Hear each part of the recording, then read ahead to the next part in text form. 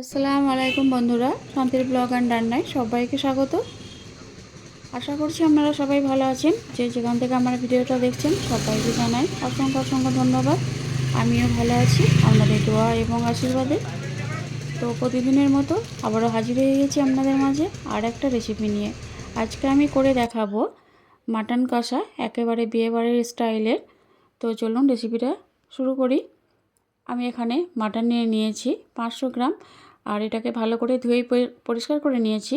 এর মধ্যে আমি দিয়ে দেব আদা রসুন, দিয়ে দিয়েছি 1 চামচ, দিয়ে দেব লবণ 1 চামচ, আর এখানে আমি টক দই নিয়েছি। টক দইটাকে ভালো করে ফেটিয়ে নিয়ে দিয়ে দিলাম। এরপর এটাকে হাত দিয়ে খুব ভালোভাবে আমি মেখে নেব। এটাকে এইভাবে করে হাত দিয়ে ভালোভাবে মেখে এটাকে আমি রেস্টে রেখে দেব 10 মিনিটের জন্য। এরপর আমি এদিকে একটা কড়াই গরম করে নিয়েছি। কড়াইটা গরম হয়ে গেছে। এরপর আমি এখানে দিয়ে দিয়েছি 4টে ছোটো এলাচ, 2 টুকরো দারচিনি, 2টো লবঙ্গ, আর দিয়েছি 15টা মতো গোলমরিচ। এটাকে একটু ফ্রাই করে নেব। এটা ফ্রাই করে নিয়েছি। এরপর আমি ওটাকে মিক্সিং জারের মধ্যে নিয়ে এটাকে একটু ভেঙে নেব। এরপর আমি এখানে একটা প্রেসার কুকার বসিয়ে দিয়েছি। হ্যাঁ, আমি রান্নাটা আজকে প্রেসার কুকারেই করব। আপনারা চাইলে কড়াতে বা ফ্রাই প্যানের মধ্যেও করতে পারেন। দিয়ে দিয়েছি পরিমাণ মতো সরষের তেল, আর দিয়ে দিলাম 2টো ছোটো এলাচ। আর ফোড়নটা ভাজা হয়ে গেছে। এরপর আমি এর মধ্যে দিয়ে দিয়েছি 2টো বড় সাইজের কোচানো পেঁয়াজ। দিয়ে দিলাম স্বাদ মতো নুন।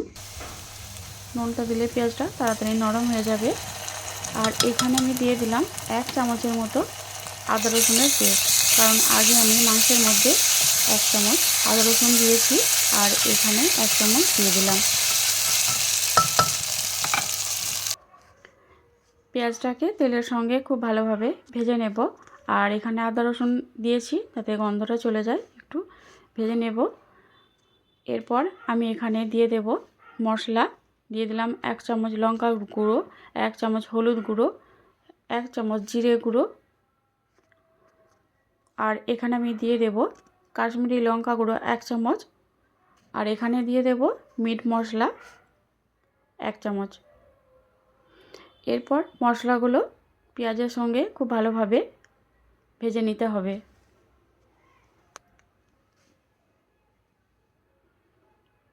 মশলা আর পেঁয়াজটাকে খুব ভালোভাবে ভেজে নিতে হবে।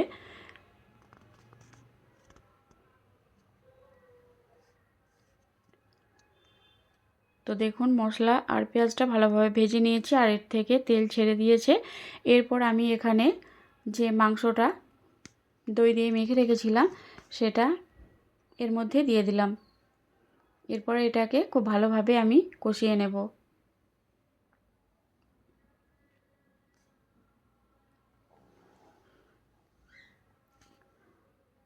মশলার সঙ্গে এভাবে করে প্রথমে এটাকে আমি একটু মিশিয়ে নেব। তো এরপর আমি ঢাকনা দিয়ে দিয়ে এটাকে,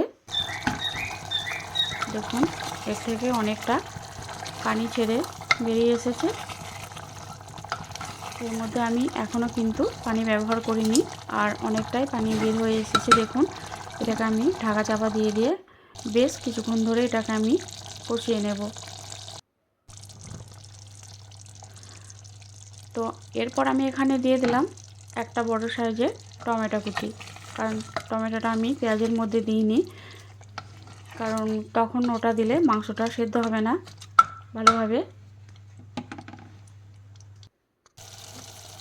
তো দেখুন, এটা আমার অনেকটাই কষানো হয়ে গেছে, আর পানিটা অনেকটা শুকিয়ে গেছে। এরপর আমি এর মধ্যে দিয়ে দিলাম যে মশলাটা রেডি করে রেখেছিলাম, গোলমরিচ, এলাচ, দারচিনি, লবঙ্গ দিয়ে, সেটা এর মধ্যে দিয়ে একটু কষিয়ে নিয়ে এরপর এখানে আমি দিয়ে দিলাম গরম পানি। আর অবশ্যই এখানে গরম পানিটা ব্যবহার করতে হবে। এখানে যে যতটুকু ঝোল রাখবেন সেই পরিমাণে এখানে পানি দেবেন। পানি দিয়ে আমি এটাকে ফুটতে দেব। তার আগে আমি একটু লবণটা চেক করে নিয়ে এর মধ্যে আরও হাফ চামচের মতো লবণ দিয়ে দিলাম। এরপর এটা একটা সিটি দিয়ে নিয়েছি। আর দেখুন এটা আমার মাংস রান্না পুরো রেডি। তো এই দেখুন, তো এইভাবে করে আপনারা একবার হলেও বাড়িতে তৈরি করে খেয়ে দেখবেন। একেবারে বিয়েবাড়ির স্টাইলের মাটন কষা। তো কেমন হয়েছে বন্ধুরা অবশ্যই জানাবেন। ভালো লাগলে লাইক কমেন্ট শেয়ার করুন। ভালো থাকবেন।